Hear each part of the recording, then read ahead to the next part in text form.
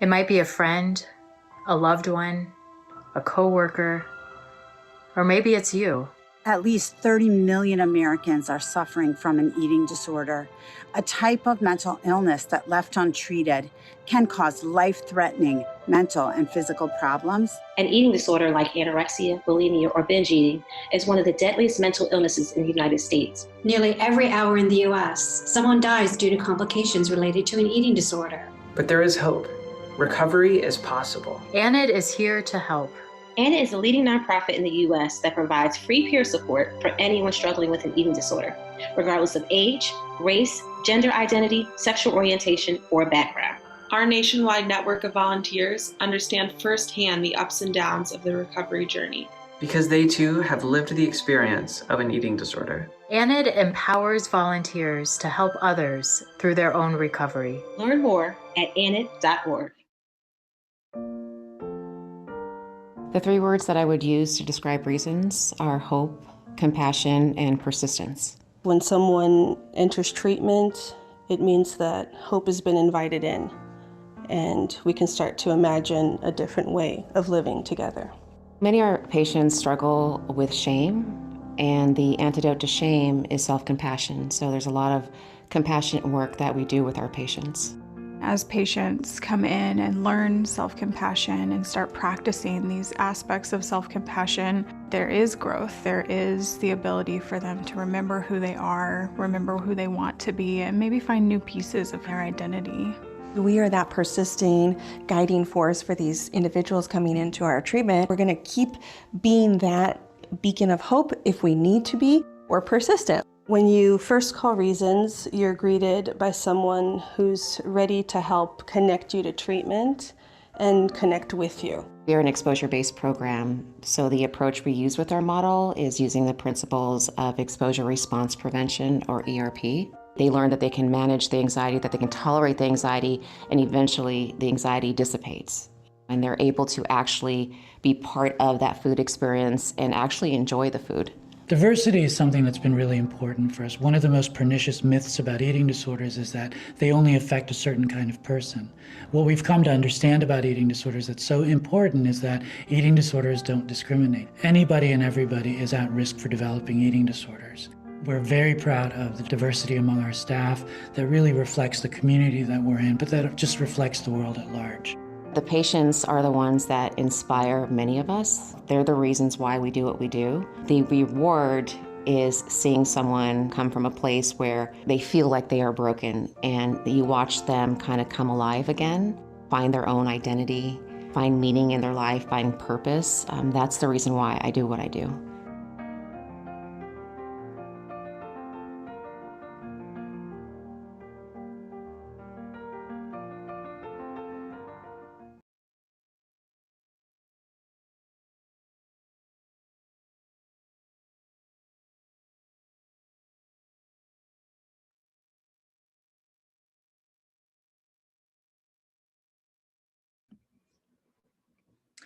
Hi, everyone.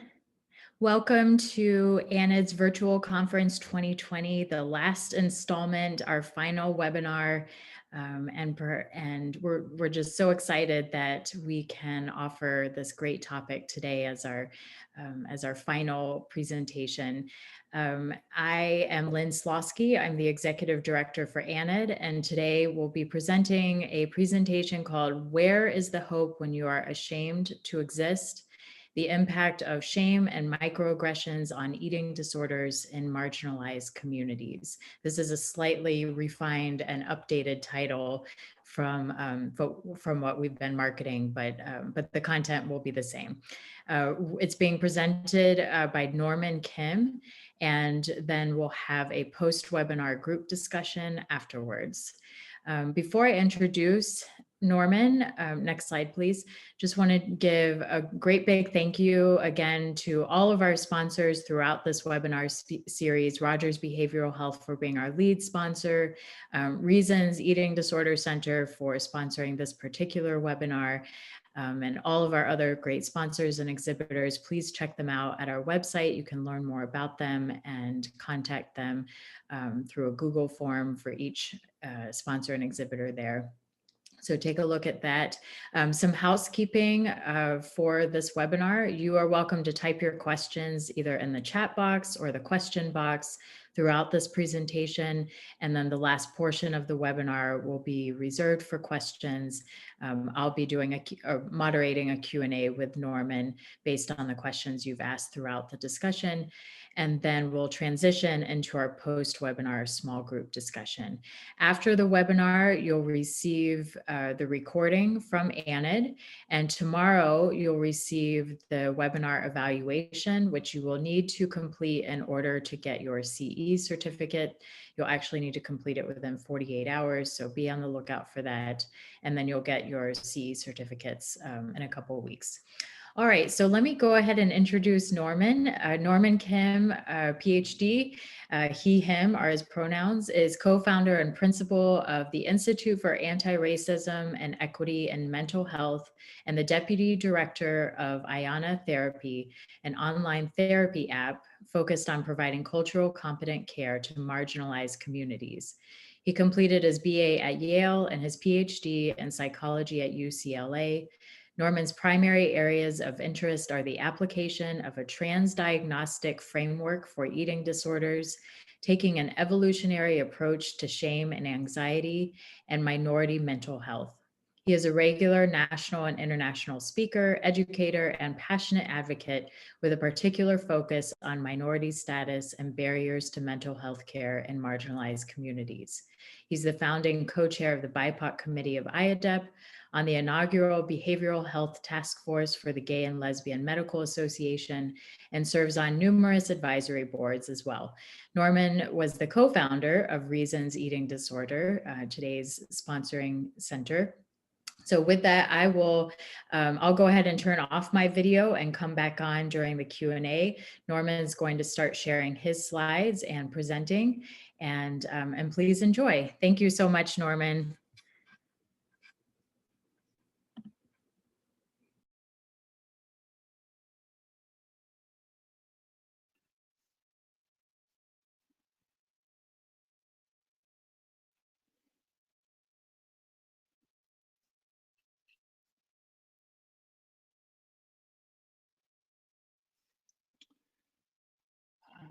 Let's see, where did it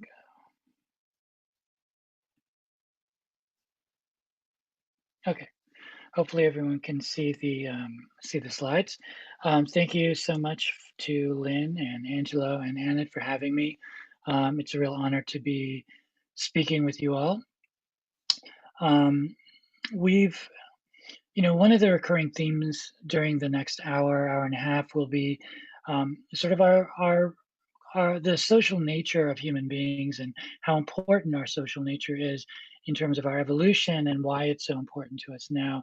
I think we've all experienced this very directly because of the impact of COVID-19.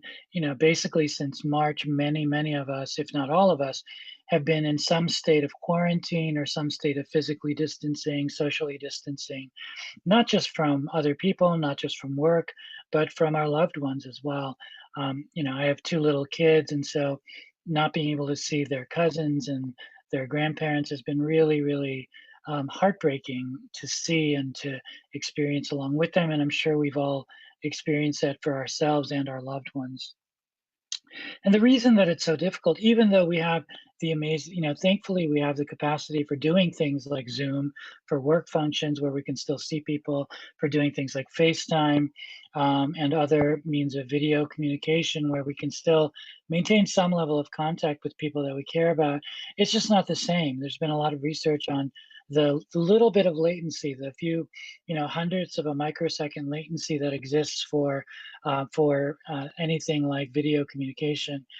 Just that little bit of lag is enough to really be jarring for us, just even without our being aware of it.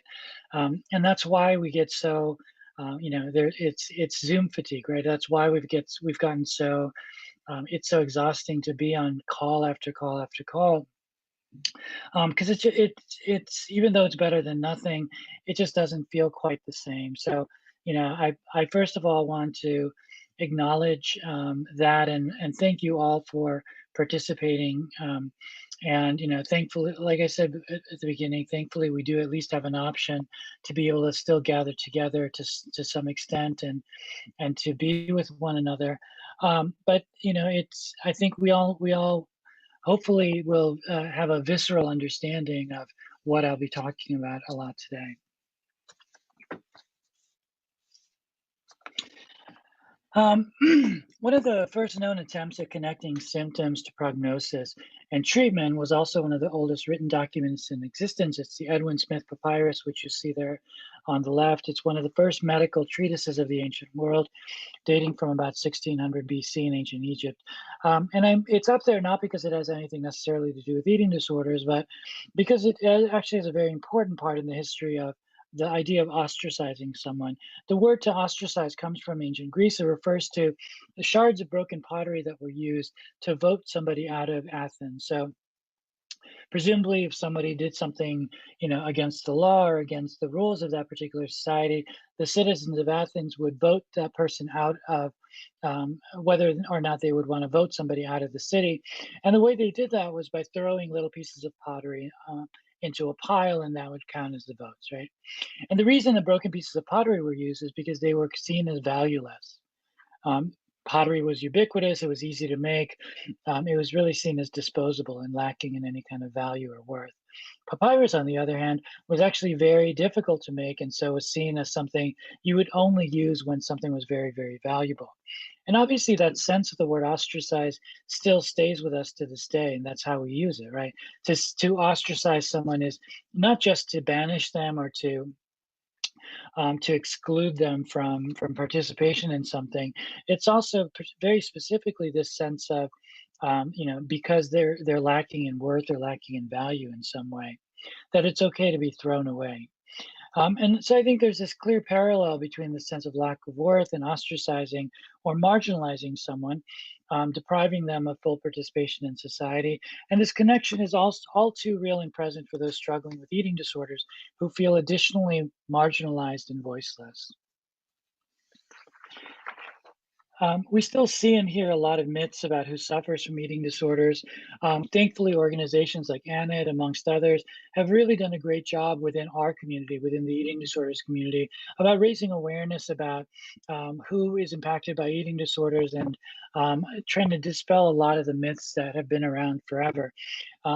Certainly, when I was being trained in graduate school, granted it was a very long time ago, but we were still learning about eating disorders as something that primarily impacted, largely privileged white middle class girls from urban areas.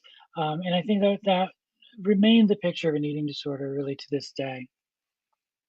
So we do still see and hear certain myths about who suffers from eating disorders and who doesn't, even among professionals, even among specialists. We still need to have these conversations. I think the awareness around this still needs to be discussed and talked about. Because most people still do think about eating disorders as being a disorder of, that stereotypical, young white adolescent or young adult woman. And that's the picture that still is going to accompany magazine articles or blog posts or TV programs about eating disorders. That's still what tends to pop into most people's heads when they think eating disorder. But we absolutely know that people of color, that people in the LGBTQ community, older women, boys and men, people struggling with binge eating disorder, all of those folks share the same pain, the fear, the shame, and the loneliness that are core to the experience of an eating disorder. But I think especially when you're already part of a minority group, when you're already part of a group that's marginalized, disenfranchised, discriminated against in some way, and already therefore spend every day feeling like the perpetual other, there's an additional layer of stigma that happens when you don't even belong to the community of people who suffer from the same thing that you're suffering from. If you're somebody from one of these groups who also has an eating disorder and no one sees you as having an eating disorder. No one thinks that you have an eating disorder because of what your skin might look like, because of your gender identity, because of who you might choose to love. The stigma that already exists about having something like an eating disorder is only compounded. It adds another layer to this experience of being pushed to the fringes. And that's what it is to be marginalized. It's the experience of exclusion from opportunities, exclusion from resources, because of some perceived difference. It's the state of being disenfranchised, and it results in a very prolonged sense of I'm not as important. Just like those pieces of pottery, that it's okay for me to be thrown away, that I in some way deserve to be ostracized. In other words, it's the experience of shame. And that's going to be a central element of what we're going to be talking about today. Eating disorders are syndromes resulting from a complex interplay of genetic predisposition, biologic vulnerabilities, as well as other epigenetic factors. We've come to understand a lot about many of these risk factors and vulnerabilities for eating disorders. But for all of those who suffer from the eating disorders, there are also disorders of shame, isolation, and fear. So not only does one lose one's voice, but one feels bereft of the right to have a voice in the first place. And these issues of shame are of particular salience in people from marginalized communities who are also struggling with eating disorders, because they're the very same issues that are very central to the experience of any kind of discrimination, regardless of what it might be based in. So among other risk factors that we talk about, participation in certain kinds of athletics, in activities like acting or modeling, or anything where your physical appearance is a focus, ballet, things like that. Among risk factors like that, having a history of experiencing microaggressions and macroaggressions, having a history of experiencing discrimination and marginalization, and all of the other well-documented confluence of stressors associated with minority status that are involved in the minority stress model. All of these risk factors actually put people from marginalized communities at particularly high risk for the development of eating disorders. And when this is occurring in the context of already being marginalized, already feeling powerless, because of the color of your skin, because of your gender identity, your sexual orientation, or any other prejudice that people experience, the suffering that comes with an eating disorder is only compounded.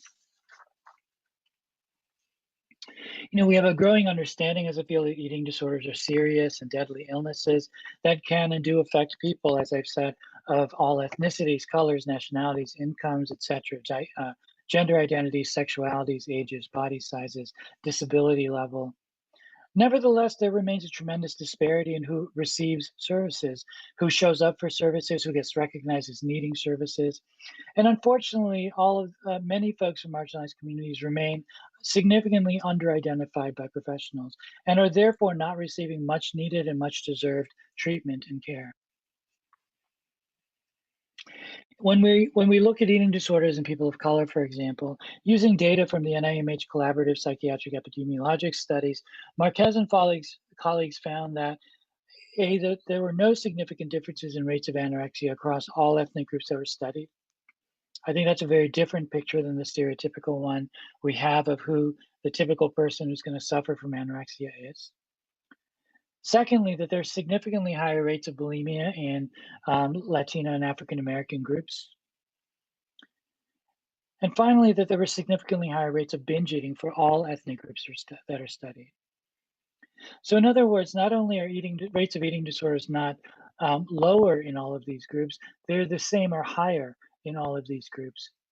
And that ought to be reflected in terms of how the makeup of people who show up for treatment. But we know that that's absolutely not the case. When we look at who actually receives treatment and who shows up for treatment, it's much more the stereotypical picture as opposed to the real picture of who suffers from these illnesses.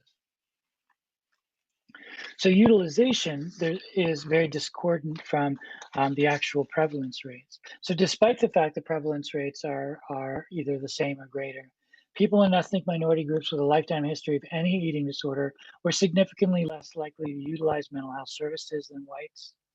Many of these groups face significant barriers to accessing healthcare, even when they might need them.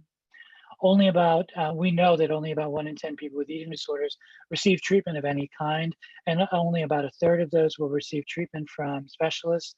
And those rates are going to be even lower for people from marginalized communities. So this represents a significant public health issue, if not crisis, for people from marginalized communities who suffer from eating disorders.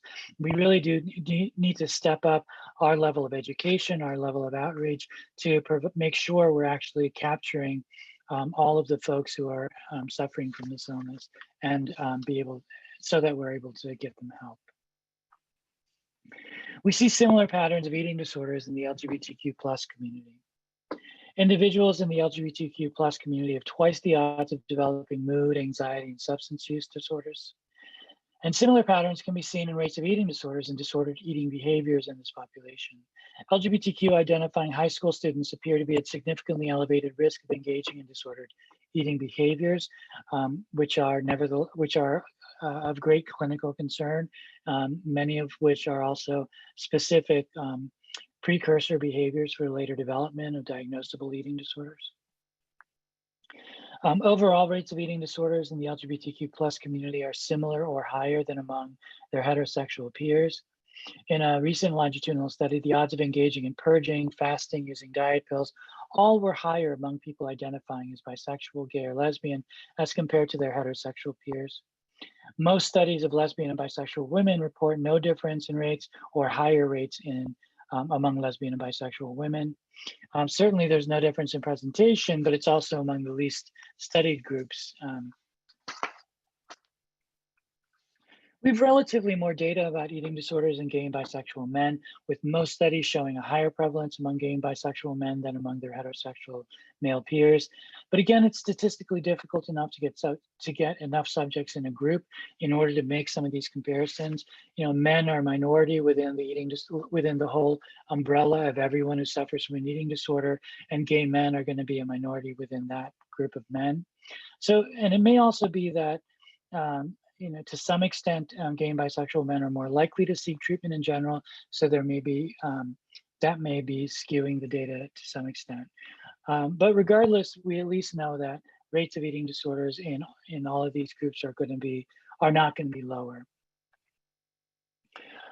Finally, one of the few large-scale investigations of eating disorders in the trans population found alarmingly high rates of eating disorders among college students who are identifying as transgender. The overall risk appears to be as high as 7 times in the trans population as compared to their cisgender peers. But again, you know, very preliminary data and very difficult to do these kinds of studies.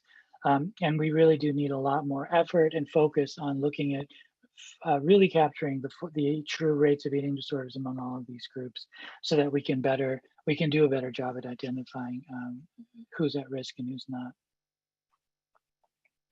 So overall, while the presumptive truth about who's affected by an eating disorder is relatively clear, that is, anybody can and does become affected by eating disorders, or at least is capable of being at risk for developing an eating disorder. And secondly, and most importantly, that the disparities that we do see remain in part due to larger societal prejudices which result in discrimination and marginalization, even within the realm of healthcare, and perhaps especially within the realm of healthcare. More directly in the healthcare community, these disparities are also reflective of what I think is an important ontologic question regarding what the nature of an eating disorder is. And that is, if they're psychologically driven by wanting to look a certain way. In other words, if eating disorders are driven just by wanting to be thin, for example, which we know that they're not.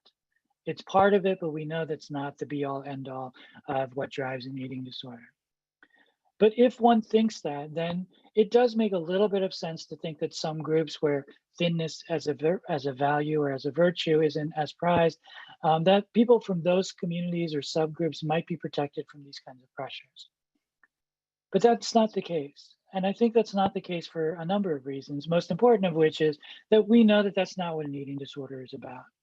Eating disorders are instead psychologically rooted in a profound sense of being lesser than, being inadequate, being broken, being defective, being not as worthy, not as deserving.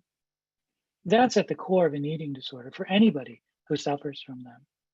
And if you understand that, then I think it makes very little sense to think anyone immune, because that's something I think we could all relate to. It's something that can absolutely impact on any of us.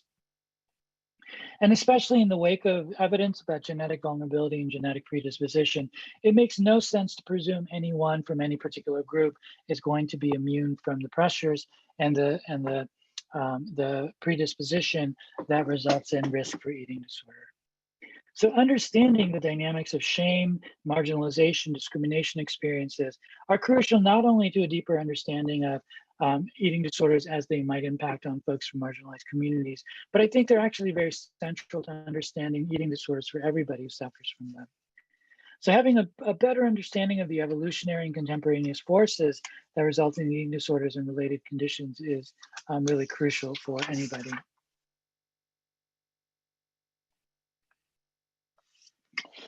Another way to think about it is that, think about it as the difference between eating disorders as being the difference between wanting to look better, which we know that they're not, and wanting to be better, which we know that they actually are. That's ultimately what drives these behaviors, what drives the anxiety that underlies eating disorders.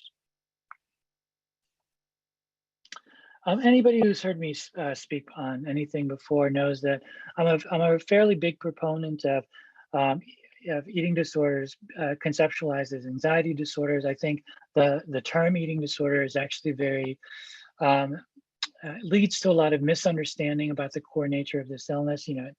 It's obviously understandable why we call them eating disorders, but I wish we could come up with a better term, because I think it actually does a real disservice to the actual level of pain, disruption, the level of lethality in this illness. I think it's way too easy to dismiss them as something to do with vanity or lack of willpower because of what we've decided to name it.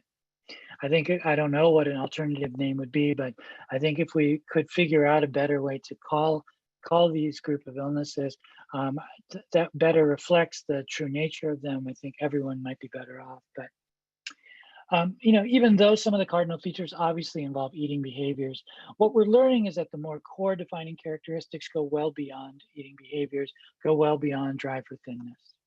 So if not eating disorders, then what are they? Well, as I've already said, I think a much better way to understand and to conceptualize of eating disorders is as disorders of anxiety, disorders of disconnection, and disorders of shame. I think anxiety is probably the clearest one. When we look at the characteristics of eating disorders, the core features of eating disorders, even though they involve relatively universal concerns. I mean, all of us at some point have been concerned about our weight, given the massive dieting industry in this country and other countries. Undoubtedly, almost all of us, if not all of us, have been on a diet at some point, but not all of us will develop eating disorders. So even though the concerns that might drive eating disorders are relatively universal, they still remain relatively rare conditions.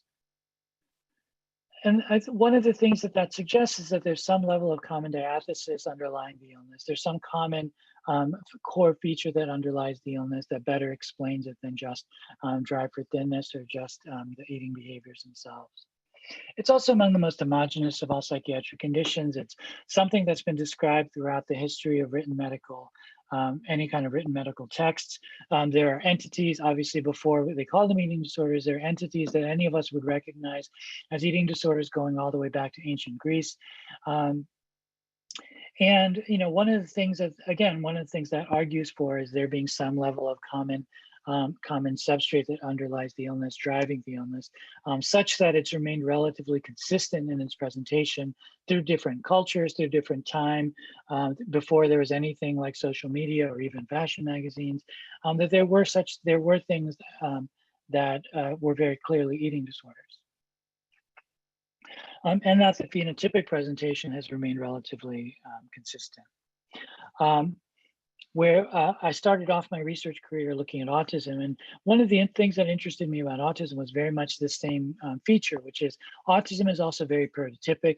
If you've had a lot of experience with autism, you sort of, you come to understand pretty quickly when you see it in somebody, you sort of feel the difference of autism versus not. And it's because it's prototypic. It doesn't have a lot of cultural variation. It's something that remains relatively consistent across different cultures and contexts and time. And it was something that really interested me about that. And it's one of the same things that interests me about eating disorders as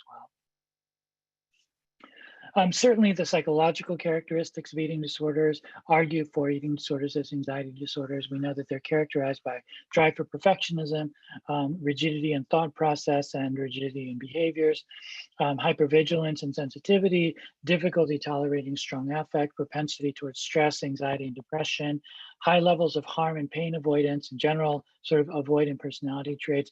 All of these are features of anxiety. All of these are rooted in anxiety, and they're the core characteristics, psychological characteristics of eating disorders. If you think about eating disorders as being existing in somebody with extreme sensitivity, this is true for both bulimia nervosa, anorexia nervosa, as well as I think a significant proportion of folks who suffer from binge eating disorder as well. You have somebody who, for whatever reason, whether it's life experience, trauma, neglect, biologic predisposition, any number of epigenetic factors as well. You have somebody who's predisposed to being extremely sensitive. If you're particularly sensitive, it's going to result in an impairment in your ability to modulate your emotional response. If you have difficulty modulating your emotional response, you're going to tend to experience emotions as subjectively much more aversive and overwhelming, even positive emotions, not just negative emotions. And anytime, just because of the way we're wired, all of us, if you experience something aversive, your natural instinct is to not feel that thing anymore. If I touch something hot, I'm going to want to move my hand away because I don't want to get burned. When it's something that's more psychologically rooted, it's going to result in frequent attempts to try to control, suppress, avoid, and we're going to tend to over-rely on strategies like worry, obsession, compulsive behavior, self-harm, ritualized behaviors, etc. The problem is that the more you engage in those kinds of behaviors, the more sensitive you become, the more of an impairment that results in your ability to modulate your emotional response, the more aversive and overwhelming the world starts to feel to you, and the greater the drive to engage in compensatory behaviors. This is really the pattern that our patients with eating disorders are stuck in. And this is really the circuitry of anxiety. It's the cycle of anxiety. All right. Secondly, I think it makes much more sense to think about eating disorders as disorders of disconnection and marginalization. And what I mean by that is disconnection on any number of levels. Certainly at the level of relationships, I've been working with people with eating disorders for over 20 years now. And I've never worked with a patient in all of that time who didn't have a profound level of disruptiveness in their relationships. Now, that doesn't mean that they don't have people who care about them, they don't have people who love them, or they don't have family members, partners, friends who care a great deal about them. Of course they do.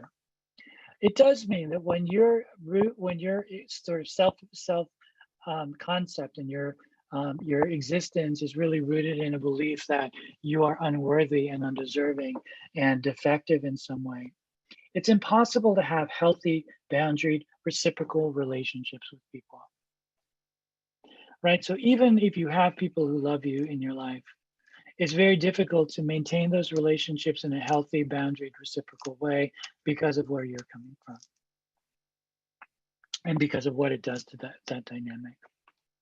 Eating disorders also disconnect people from the full experience of existence. When life itself is so overwhelming to you, it makes perfect sense to want to try to disconnect from experiencing things. Unfortunately, what that means is that not only are you disconnecting from painful experiences and anxiety-provoking experiences, you're also, by definition, disconnecting from the experiences of joy and wonder and curiosity and love and affection, right? All of those things. We need both. We need positive and negative experiences and emotions to live a full existence. We can't just selectively decide to not feel one or the other. We can absolutely decide we're not going to feel anything. But in doing so, you're disconnecting from all of the other positive things as well as the negative things. And we pay the price for that. Clearly, eating disorders represent a disconnection from the body and the mind and the spirit, where you're simultaneously hyper aware of some things and disconnected from other things, like your basic bodily needs like breathing, eating, sleep, and rest, self-compassion. You become very disconnected from things like curiosity and meaning, a sense of wonder. These are all things that are really important to us. We also know that having a sense of meaning and purpose in your life is extremely important, if not essential, to sort of being basically psychologically healthy. There's decades of research that has demonstrated this. I think any of you who've been doing this work for any amount of time know that it's extremely difficult work. You can't do this work well and not bring yourself into the room 100%, at least some of the time, if not most of the time. It just doesn't work without that. It's very difficult to sort of maintain a healthy level of remove, so that it's very impactful and it can often be draining. I have to imagine that for many of you, if not all of you, you feel the same way that I do, which is that the good thing about this work is that it gives my life a clear sense of meaning and purpose. I think without that sense of meaning and purpose, I would have burnt out, at the very beginning. If it doesn't give you that, then there's really no point in doing it, right? But I think that I bring it up just because I think it illustrates how important that sense of meaning and purpose is for all of us. It helps us do difficult things and go through difficult things. Without it, it's very difficult. Why would you? You would just stop doing whatever that difficult thing is and find something that's not so challenging. And finally, eating disorders as disorders of shame and marginalization. I said this in a recent presentation about something else in response to a question, and I can't remember what the question was, but my response was that, if in some crazy world where we didn't have to worry about insurance companies and the expense of treatment and everything and managing lengths of care, if we could design eating disorder treatment programs where all we did from day one, minute one of somebody coming into treatment was talk about and work on shame, I think we would be much more effective in our outcomes than the way that we're approaching it now. And it has everything to do with the core role that shame plays in us as human beings, but the particular role that shame plays in the development of an eating disorder. If we could just focus on that, I think we'd all be better off. But unfortunately, we have to. We just can't be.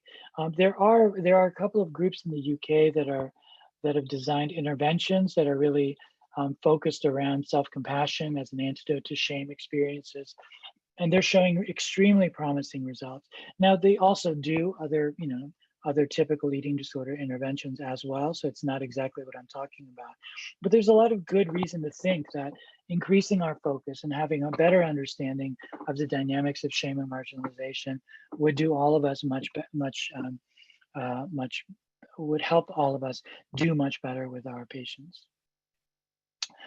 So shame is something that I think we all understand intuitively. It varies in its intensity and its extent. It's typically linked to the self or to an aspect of the self, but it can also be about the whole self, about the existence of the self. And when it's that, it can be particularly intense. It's something referred to as the shame of existence. It's shame about the fact that I am in the first place. So when you have shame about some part of yourself, there's at least some remedy to that shame, which is to fix that part of yourself, to change that part of yourself, etc. When shame is about the fact that you exist in the first place, what's the only thing that ameliorates the pain that comes from that? Well, it's to not exist. It's to disappear, to hide, conceal, to take up as little space in the world as possible, right? Is that not the core metaphor, the core message of the behaviors of an eating disorder? I don't deserve to exist. I don't want to exist. I want to disappear. I want to hide. I want to take up as little space in the world as possible. That's the central message of these illnesses and the behaviors that go along with them. And that's very much due to this idea of the primacy of shame in the experience of it all.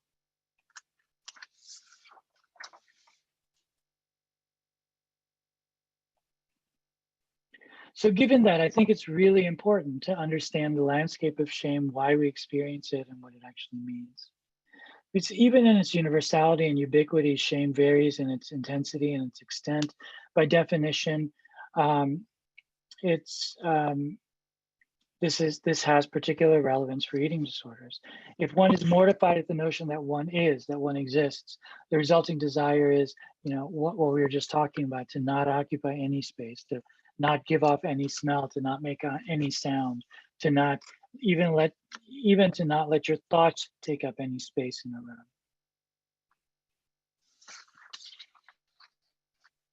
And I think this also reflects the relatively high level of suicidal behaviors in eating disorders. Between 25 and 38% of individuals with disordered eating are going to express some level of pretty serious suicidality. And when we've looked at the factors that contribute to that, it's things like thin ideal internalization, but really one of the key elements, more than anything else, is shame proneness, your proneness to shame. And that tracks with what we understand about the core nature of eating disorders. So I think it's something really important for us to understand, given that it's also central to the experience of marginalization. Shame is something, as I said, we all understand, we all experience. It's the analyst, I think Don Kaufman, said it's a sickness within the self, a sickness of the soul. The emotion of it, the expression of it is something that we understand viscerally. The facial expression, the bodily expression, these are all human constants. They were described by Darwin in his writings. The looking away, the reddening of the face, the sinking of the head, obstructing one's view, hiding the face, downing of the eyelids. These are unequivocal expressions that signal shame in people. These are things we're all literally programmed to recognize. Brene Brown says the shame corrodes the very part of us that believes that we're capable of change. When we think about the high level of resistance and how difficult it is to get patients to do what we're asking them to do and to do what might be good for them, etc. I think it's really important that we have to keep in mind that if you understand this idea that shame is a core feature of this illness, and that a core feature of shame is that you have a great deal of difficulty believing that not only are you worthy of the effort that goes into changing, but that you're capable of change in the first place. So imagine how difficult it is to do something that goes against everything that your body is screaming at you to do. That's the dilemma that our patients are stuck in, day after day after day. And of course, they're going to have difficulty, doing those things that we're wanting them to do in treatment. It's a definitional aspect of this disorder, and so to use it to say that someone's not ready to be in treatment, to use it to say that someone, maybe should leave treatment, that someone should be asked to leave treatment, that just simply doesn't make any sense, because we're essentially using a core defining symptom of something to say that someone doesn't want to work on that thing, right? It's illogical. And I think it's just something we all need to keep in mind and make sure we're thinking about and compensating for. Carl Jung said described shame as a soul-eating emotion. It affects us deeply, deeply to our cores. It's associated with the painful exposure of what should be hidden. It's recognizing that I am as I worry that others see me. It results in this need or this drive to cover oneself. And the analyst Nathanson said that what the therapist sees is not shame the symptom, but shame the shaper of symptoms. So why do we have the capacity? Why do we have this in the first place? Just as with its recognition, shame is also universal in its function. It's been postulated to be the cement of human societies upon which they can build and be expanded. It serves to enforce social contracts and norms of behaviors. If you think about our nature as human beings, we are sort of a unique species in many ways, but one of the ways in which we're particularly unique is that there's no other creature that's as social as we are, who's also violent, and no other creature who's as violent as we are that's also as social as we are. It's a particularly human sort of dichotomy that we exist in. And if you think about, why are we the apex predator? Why have we outlasted all these other species? It's not because we're the fastest or the strongest. It's because we developed the ability to work cooperatively. We developed the ability to be social. We developed the ability to work together to take down much bigger predators. That's why we're at the top of the food chain. So evolutionarily speaking, any characteristics that help us work together are going to be propagated, and other characteristics that don't help us work together are not going to be propagated. So we have millions of years of our own evolution that has programmed into us anything that results in a greater ability to work together. And shame, it's thought, is one of the key elements in doing that, because shame as a signaling behavior is something that keeps us in check. It keeps us from straying too far from whatever our particular society or our particular cultures tells us we ought to be doing, because too many people, it's good for things like art, I imagine. It's good for any of us who consider ourselves sort of unconventional or anything like that. I think we would certainly see being different and being a little bit transgressive as a good thing. But from an pure sort of evolutionary standpoint, there's a big downside to that as well.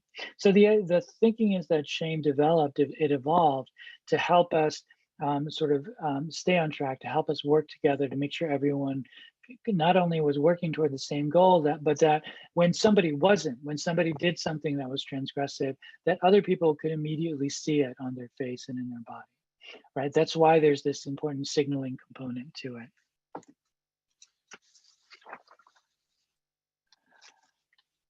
And it's really, this is rooted in the seemingly inefficient and problematic nature of our evolution and our attachment. We're among the few animals whose offspring are born completely unable to care for themselves. So why do we come out into the world like that? Why does it take so long for human babies and toddlers to sort of be basically self-sufficient, even given that many animals really, once they come out, they basically can, at least in theory, survive on their own if they need to? Well, the idea is that because it drives bonding and attachment. It drives the need for the parent to be the provider, the satisfier of needs. It really facilitates and drives bonding, and the idea that parents are providers of safety and soothing. And you can see why that would be important if our primary sort of evolutionary drive is we need to work together because that's how we survive. And having a strong drive for attachment is going to be a big element in us working together. So the idea is that shame is particularly social. It comes from our need for attachment and belonging. We've developed all of these other capabilities to help support shame and the capacity for shame. And it's an ability that makes us sensitive to others in both senses of the word. That's sensitive to others in terms of we're more attuned to others' emotions and feelings and emotional states, but it also means that we're more, we have a greater capacity to get our own feelings hurt, to be affected ourselves in some negative way. Which brings us to the impact of discrimination and marginalization. So as we've already discussed, far beyond just eating disorders, shame is this wide-ranging phenomenon that has many pathways to multiple pathologies. The impact of discrimination and marginalization experience are rooted in shame. And this shame can become internalized and does become internalized, results in adopting the real or imagined negative view of oneself, of the perceived other into one's own self-evaluation. So that through the course of our development, as our world expands from the relative safety of our families to the larger culture of peers, our communities, and then as we grow up to the world at large. But every step along the way, it's also increasing the potential for social rejection and negative evaluation. So each step along the way becomes a little bit more of a risky proposition for us. So as our world starts to encompass peers, communities, the greater world, development necessitates opening ourselves up to the potential to experience shame in all of these various dimensions. Peer rejection, exclusion, bullying, teasing, eventually, later on in our development, it becomes things like discrimination, stigmatization, rejection, objectification experiences. All of these are known to be linked to a host of psychological, negative psychological outcomes.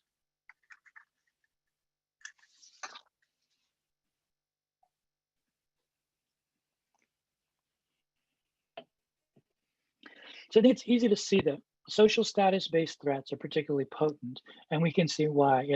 If again, our primary evolutionary drive is to facilitate social cooperation, and shame is a big element in that, anything that threatens your social status is going to be particularly potent, particularly impactful. And nowhere is that more true than when we're talking about discrimination and marginalization.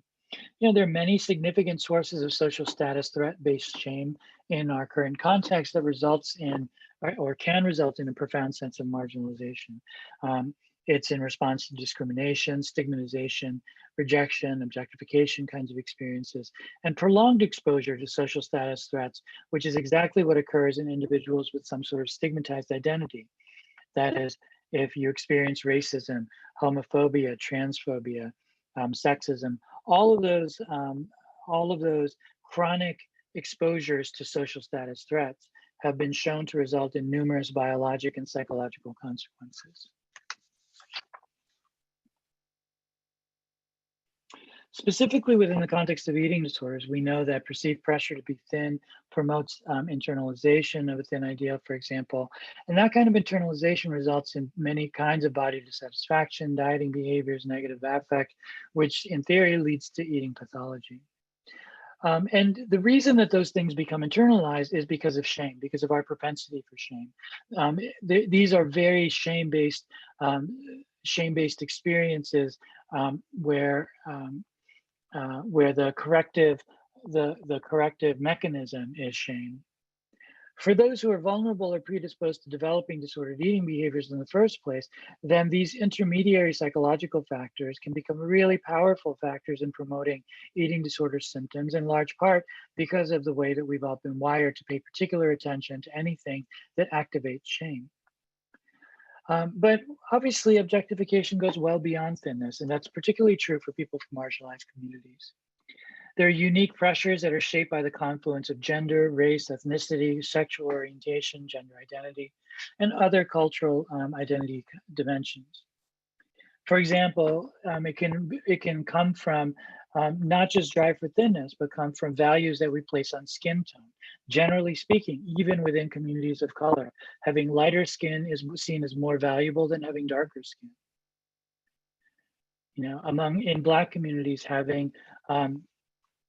having sort of straight, fine hair, having quote unquote good hair, is seen as better than having more, coarse, curly, more traditional kind of African hair. Having more Caucasian facial features in many cultures, including my own, including Asian American cultures, is seen as more valuable than having more ethnic facial features, et cetera, et cetera, et cetera. There are many levels at which our, people's bodies, people who come from ethnic minority communities, where our bodies and values about our bodies, we're receiving constant messages about those values in relation to the majority culture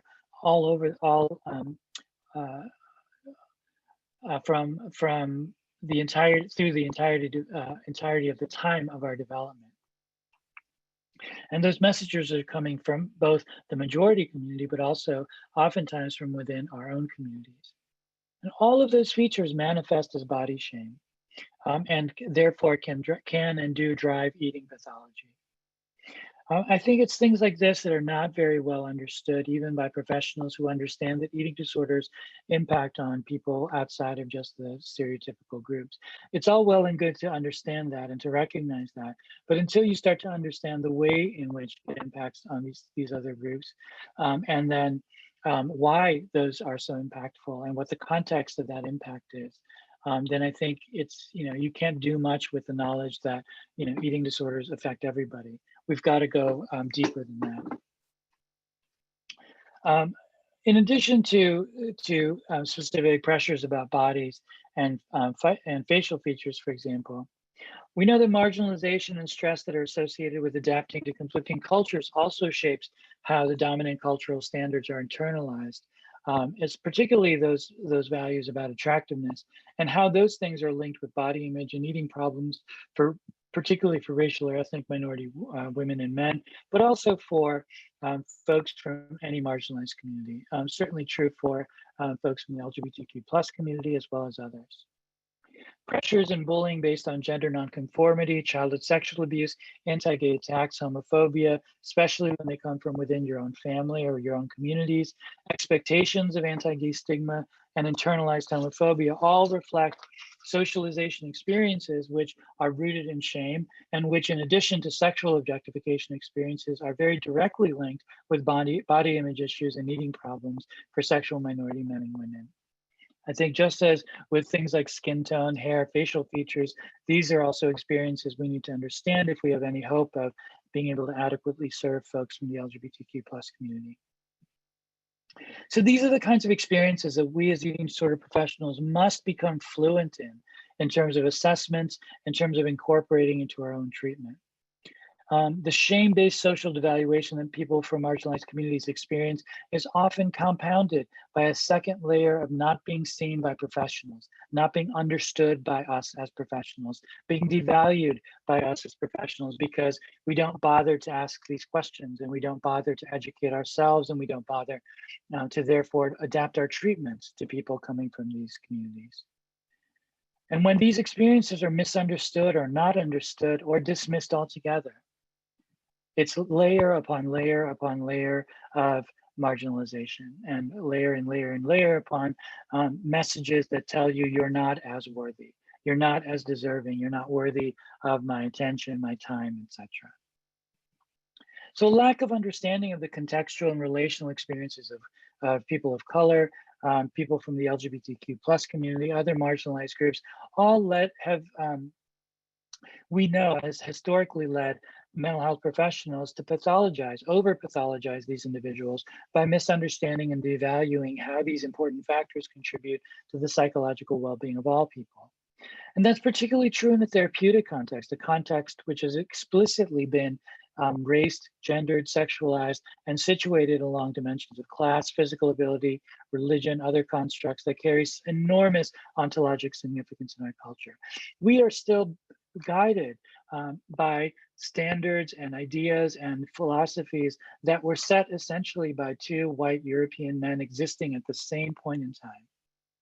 We've really done very little when you think about it to move beyond the idea of what therapy ought to look like from that original model of psychotherapy. There have been very few approaches that have specifically been developed for people of color, that have specifically been developed for LGBTQ plus folks, or any of the communities that we're talking about. And there's almost no reason to think that this approach that was rooted in a very specific point in time, in a very specific culture, by essentially white men, should necessarily be relevant for everybody and anybody. That makes actually very little intuitive sense when you just think about it from that standpoint. And the research certainly demonstrates that that's the case. So we just need to be better about adapting psychotherapeutic approaches and moving beyond these things that we all get taught in grad school and that we've all been taught in grad school for a long time, and understand where those ideas came from and understand which of those ideas have some level of scientific validity and which don't. Almost all of the measures that I'm sure most of us use to assess eating disorders, very few, if any of those, have really been normed very well on groups outside of, probably young white adults in the Midwest, right? The so-called sort of, so much of these data are normed on, college students, in large universities, because that's an easy place to get a lot of subjects all in a row. It's a fine place to start. I come from an academic research background. That's absolutely a fine place to start, but then we need to take the next steps and make sure that these are applicable to all groups. And if they're not, to adapt them so that they're more relevant for these groups. But if nothing else, it's important to understand the limitations of the data that we collect and the meaning of that data, because that's what we're eventually going to base our treatment on. And if we're basing our treatment on something that's not actually relevant for all of these groups that we're supposed to be working with, then that brings up some really important questions that we need to ask ourselves. So nowhere is it more important to have an awareness and knowledge of the ways in which things like cultural oppression, marginalization, and various forms of social injustice lead to feelings of isolation, lead to feelings of shame and humiliation among persons from devalued groups than it is in our context, in the context of people who are responsible for the psychological and emotional well-being of other people. This is, I think, thankfully, this has come much more to the foreground of conversation about psychotherapy, in particular, the calls to decolonize psychotherapy, the calls to raise social justice issues. I think any of you who are social workers, this has been a big part of social work for a very long time. Any of you out there who have been, who've been more steeped in this world of social justice oriented or decolonizing approaches, which have been around for a long time, by the way. These aren't new ideas. These ideas have been around, but we've just not been having these conversations until, it gets to a point where we've had to. That's been, if nothing else, one thing to come out of the protests around the country, the increased awareness around racism in particular, since March and April. It's been great that these conversations have come much more to the fore, but still in context, these are conversations that needed to have been happening for a long time. So lack of these issues, lack of understanding by us, by eating disorder professionals, just serves to reinforce this lifelong experience of not being seen, not being heard, not being valued, not being gotten in some way. And it reinforces the idea that you're objectified, right? You're at the margins because of some essential failure of character, failure of effort, and are therefore objects of being ostracized and being shamed. So understanding these issues of intersectionality, understanding issues of identity are really important to understanding the expressions of shame in marginalized communities. It's tied to the complexities of identity development in members of marginalized groups. And this is, women of color in particular have argued in the literature that emphasis on only one identity, that is on only race or on only gender, is wholly inadequate to describe the experiences of women of color in particular, but members, as well as members of other marginalized groups. If you're a queer woman of color, if you're a queer woman of color from a specific part of our country versus some other country versus any other identity that you might have, those are all very, very different. And you can't just define somebody and assume their experience to be something based on one of those numerous identities that we all carry. So that an individual may be a majority group member with regard to one identity, but also be a member of a marginalized group with regard to other identities. And then that's not a static thing. Identity is extremely fluid. It's fluid from situation to situation. It's fluid over time. That's something that's very important for us all to also understand.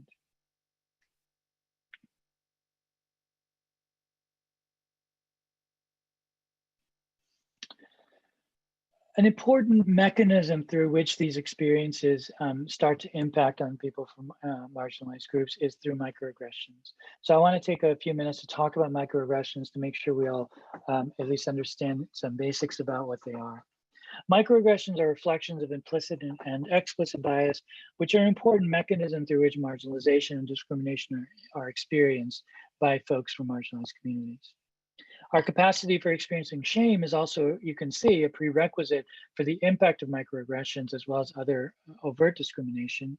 Microaggressions are communications of prejudice and discrimination expressed through sometimes meaningless, unharmful, innocuous, or at least ambiguous tactics.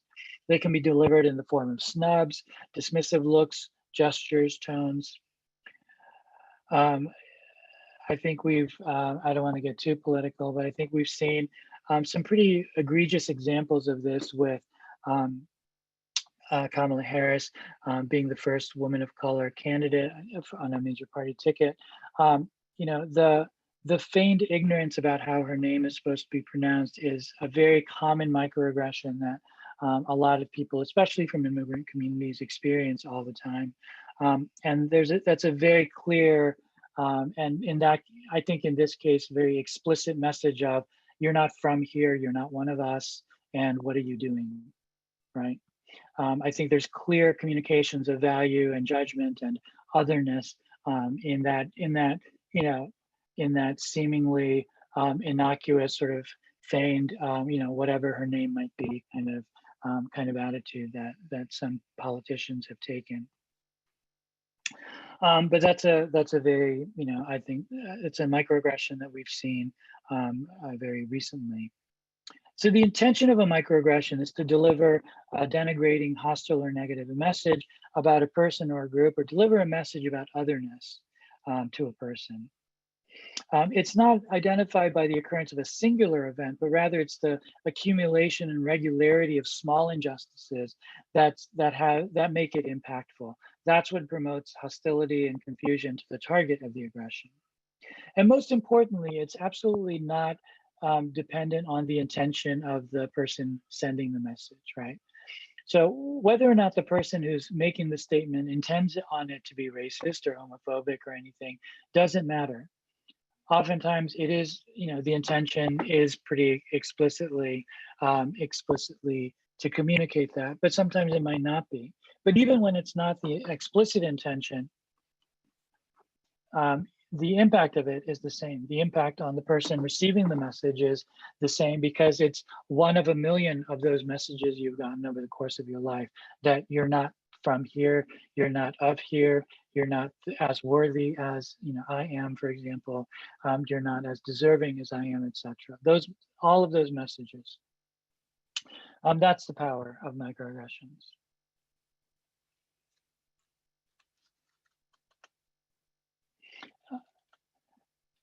So these are my two boys. They're both mixed, I think pretty obviously mixed.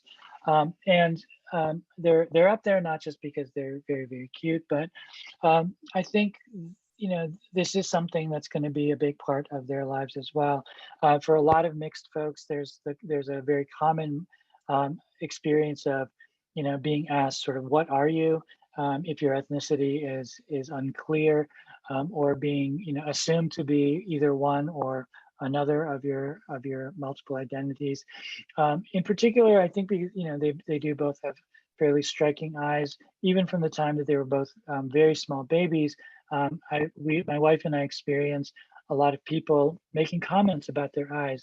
Now, this is a good example, I think, of a microaggression, because the intent of these comments was very explicitly positive, right? The intent of the comments was always how beautiful their eyes are. But if you deconstruct it a little bit, what makes their eyes beautiful, I think, is because they're big, for one. But then they have they have sort of the almondness of Asian eyes, but they're not, Asian eyes like mine are, which are more stereotypical Asian eyes. They're big. And so the message is, partly what makes them so interesting and beautiful is their sort of Caucasianness, if you will. Again, I don't think anyone is necessarily thinking all of that as they send the message, but it happens over and over again. And at some point in their lives, the message behind the message is also going to become much more evident to them. And that's something that, my wife and I certainly think a lot about. It's a big part of people who are mixed of their experiences in growing up. And at some point, it will absolutely become impactful on both of them. But I think that's I use it as a good example of a microaggression, because it's one where the intention is pretty clearly positive, but I think it's also easy to see what the impact is going to be if it continues over and over and over and over again. there is some implicit value judgment being made about the relative worth of their Asianness versus their whiteness. This is from a class project that was done that I found on the internet. And I think these are great examples of very common microaggressions that many folks experience pretty regularly. The first one, exactly what I was talking about. What are you? She's saying being biracial doesn't make me a what? The second, student, you don't act like a normal Black person, The third one, Courtney, I never see you as a Black girl. So that's a great example of, I imagine that's being said by somebody who thinks that they're not saying anything negative, but clearly, like, I think anyone could argue that, or could see that that's not a neutral statement. There's a clear value judgment, I think, being made in that statement, whether or not it was intentional. Again, so like, what are you? The second one, you don't speak Spanish. The third one, no, you're white. Presumably she's not. When people think it's weird that I listen to Carrie Underwood. The middle one, so what does your hair look like today? She said that she pulled off my hat without my permission. The limited representation of my race in your classroom does not make me the voice of all Black people. All right, so just, those are very, very common microaggressions. And again, it's the ubiquity, it's the repeated nature of those kinds of experiences that give them their impact.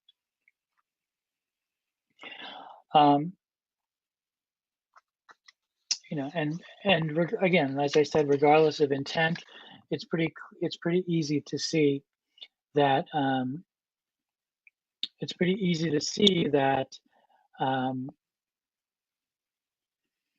the message is, communicating some message about otherness. So I think understanding those kinds of experiences and what those experiences represent for people from marginalized communities with eating disorders is really important. And this is exactly why eating disorders are underrepresented in these groups in terms of treatment, in terms of utilization, even when they're not underrepresented in terms of actual representation. And it's understanding this complex interplay between shame and these various identity experiences.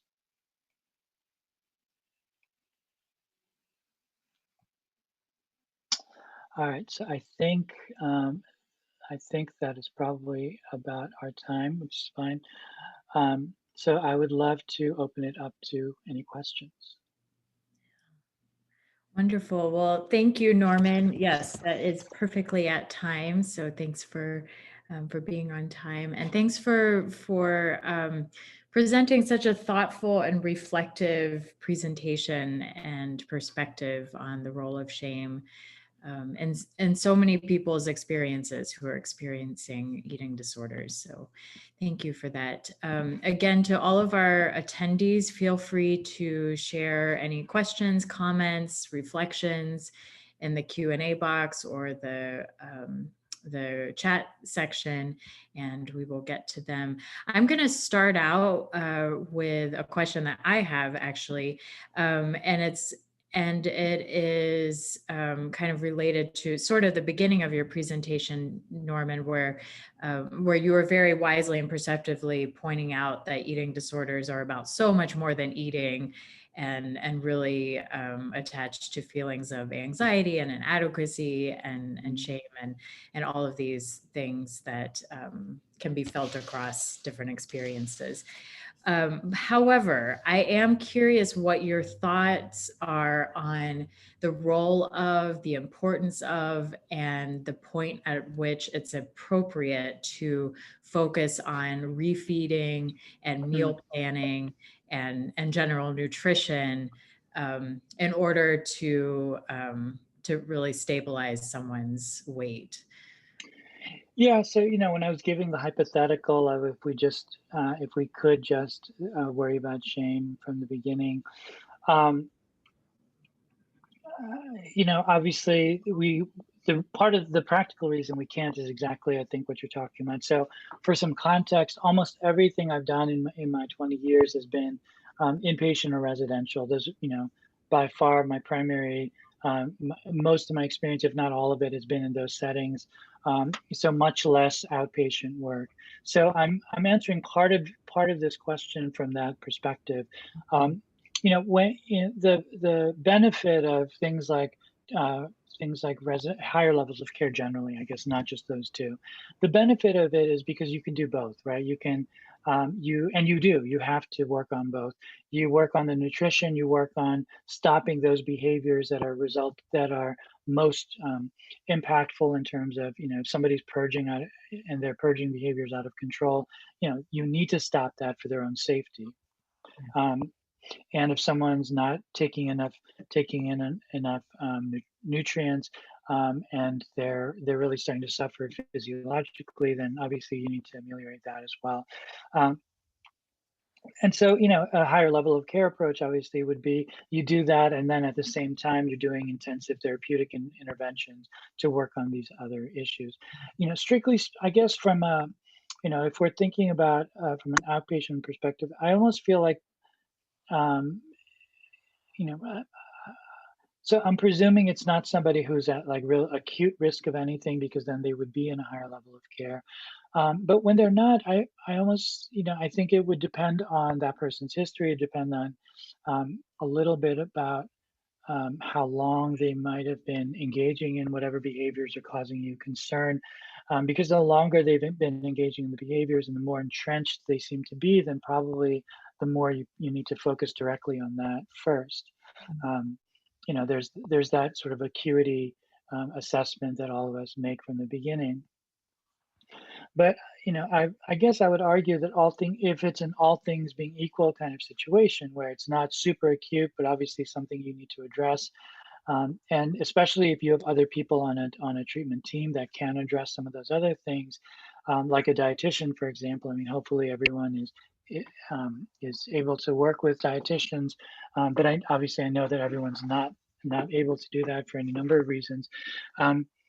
Especially if you have other folks who can work on that. I think from the standpoint of the people providing the therapeutic interventions, the psychotherapeutic interventions, I guess, that's a good argument for sort of dividing tasks that way, because I think it takes, think about the fact that shame is so deeply rooted in our DNA. And then think about how deeply rooted these kinds of experiences are going to be over the course of someone's life, and then, how we typically tend to see people in terms of outpatient work. It's going to take a lot of repeated work to start to unpack some of that for somebody. So the more time you have to do it, obviously, the better. And if you're if you're just seeing somebody, once or twice a week, then it seems like the only way to really do it is to have somebody else be able to worry about the nutrition and the maybe some of the more specific behaviors, so that you can really stay focused on like, if part of the question is if someone's experience really is so rooted in shame or in their experience as a minority, that really needs to be have the space to be the focus. Mm-hmm. Yes. Okay. Yes, that makes sense. Okay. Well, yes. Thank you for making the distinction of outpatient versus higher acuity cases, and that definitely makes sense to prioritize based on that. So, in working with the marginalized populations, we have a question. I would love to hear more about how you may or may not work differently with someone from a marginalized population based on what you've explained to us today. Sure. So I'll give you one concrete example, and then I'll zoom back out. And this is something that, I've been doing this work as not just the eating disorder piece, but the minority mental health piece for a long time, and cultural competency piece for a long time. And this wasn't that long ago. We had a patient in residential. She was Korean American, which is, I'm Korean American, and she was in treatment. And I imagine almost all of us operate from some principle of we encourage variety in selection of the kinds of food that people eat, et cetera, et cetera. I've never heard of an eating disorder program not doing that, and most dietitians, I imagine, work that way with eating disorders because restrictiveness and choices is such a big element. So she came into treatment team somewhere at the beginning asking why she couldn't have rice for every meal. Because someone had kind of decided that it was, she had to have variety in the kind of carbs that she was using or something like that. And that's a paradigm that I'd put into place and that we had worked out with our director of nutrition. That seemed like a normal thing. And I was a bit like taken aback at the question because it should have been an obvious thing for me because, that is very much how many people from Asian cultures eat. That's very much how my family ate. We had rice at every single meal, breakfast, lunch, and dinner. It was just, it was just there. And that to not have that be just around and just being, just being a part of every meal would be a very, very strange thing. So, a little bit, I think it probably speaks to my level of acculturation and of how long I've not lived at home, but also, um, that even for myself, um, you can't always anticipate all of these issues. So basically like the response from our team was like, you make an excellent point. We did make a determination about to what extent was it a culture thing versus this was her safe food or this was in some sort of compulsive behavior and anxiety related behavior, and it was very clearly a cultural behavior. And so we let her have, that was part of her meal plan. It just became a part of her meal plan that she would have rice for any meal that she wanted rice, and that we weren't going to push her for variety because that's just not the way that she ate. So that's a relatively small example, but I think it's an important one that just to illustrate like some of the complexities of this, and that even when it's your own culture, you don't always see it coming. So to zoom back out, I think, how do we work differently? I think we need to learn how to ask different questions of everybody, not just of somebody who looks like they're a person of color or somebody who might more obviously, whatever this means to be more obviously like, gay, lesbian, or trans or anything, like you never know. And someone's not always going to even disclose on their intake paperwork all of the layers of their identity. So, lesson one is that we can't ever assume.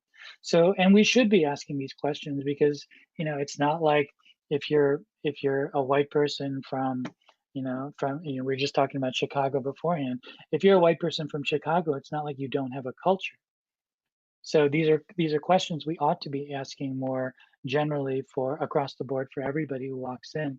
But we do need to ask questions apart from things about thinness and the typical things that we ask about, because we're learning more and more that that's just not as central to the experience of an eating disorder as we once thought it was. That there are these broader factors. So we do need to be asking more complex questions about body images, because we all, again, have multiple body images. We all have different values we place on different aspects of our body that go beyond thinness. For some people, it might be facial features. For other people, it might be skin tone. For whether, again, not just for Black people, for other people it might be their hair. I mean, we all have our things, right?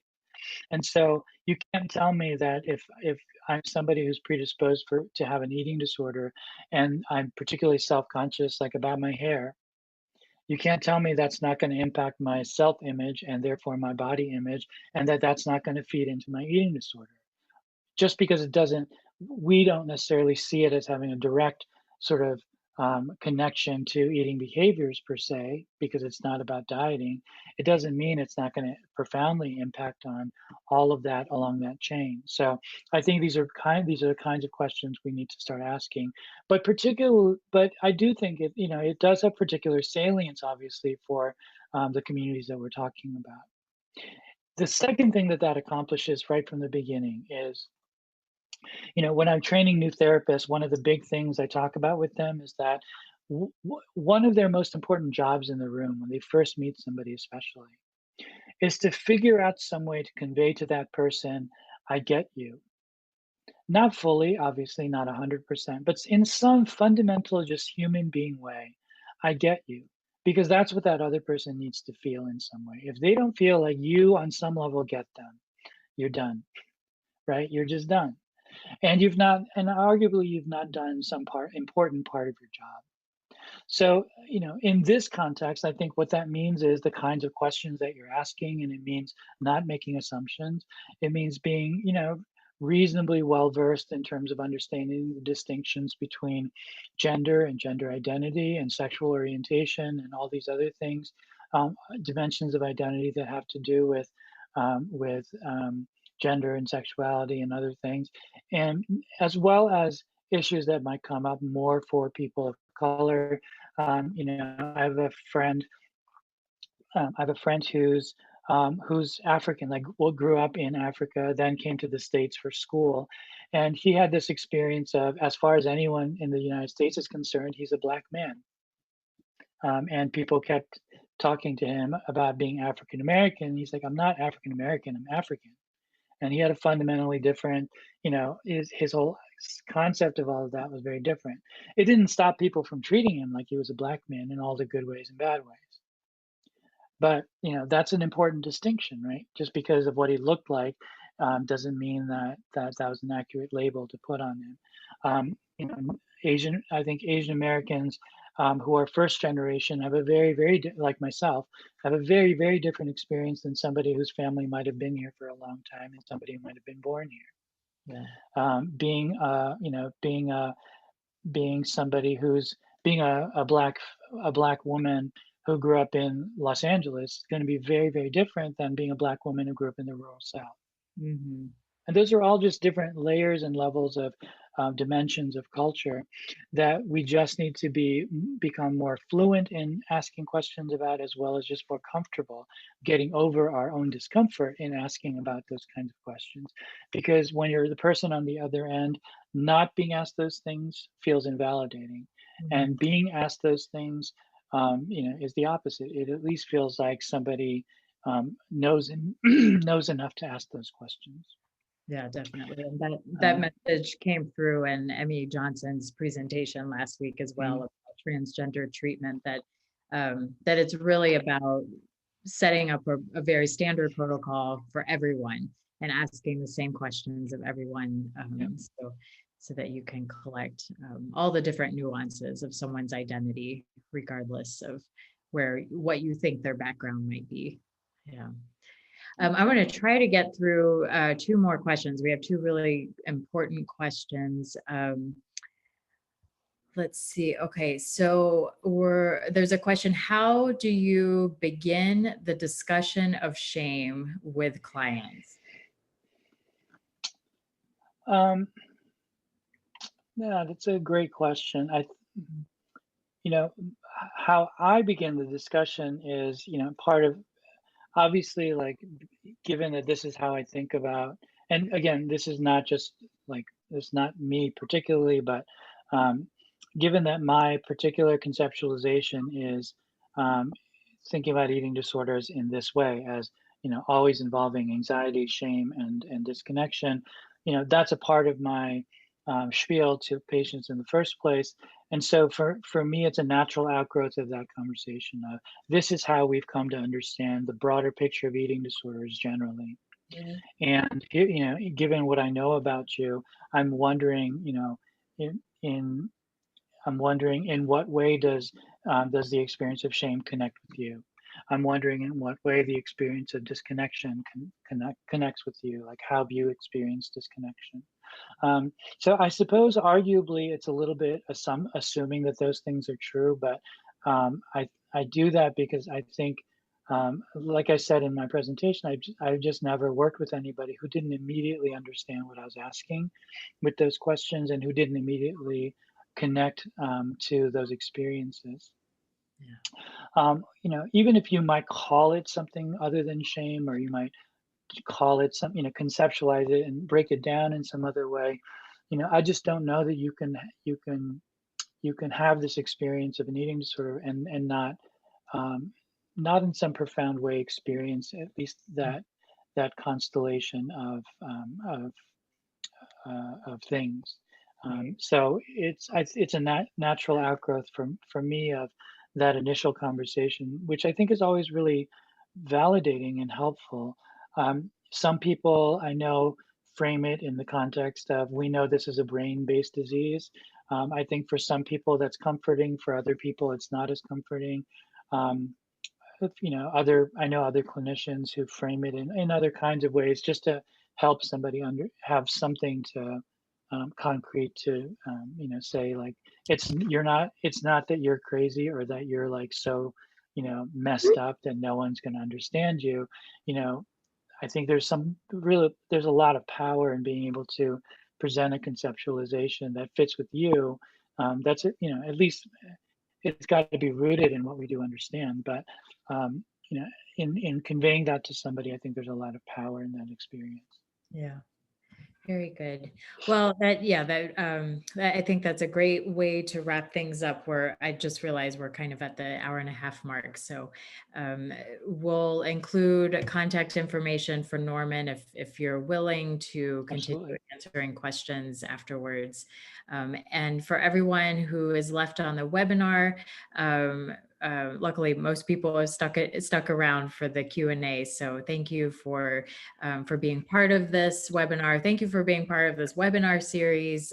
Again, thanks to all of our sponsors, Reasons Eating Disorder Center for sponsoring this particular webinar. If you like what you've seen throughout this webinar series, feel free to head over to the ANAD website and drop off a donation for what we were able to offer this month. But in the meantime, you can click on the link to the right, in your chat box to join our post-webinar discussion. Later today, you'll receive the recording by email, and tomorrow you'll receive an email giving you the webinar evaluation. Be sure to fill that out within 48 hours so you can get your CE certificate. And I think that's it. So, so Norman, thank you so much again. We're delighted to have had you here, and thank you for sharing so much wisdom and perspective with us today. Thank you, Lynn, and obviously thank you to ANAD and to you for everything you're doing for people in our world. Yeah. It's a pleasure and an honor. All right, well, we'll keep this open for a couple more minutes while people make their way over to the small group post-webinar discussion. But again, feel free to head over to our website if you have any other interest in finding out about our services, anad.org. And thanks again for attending.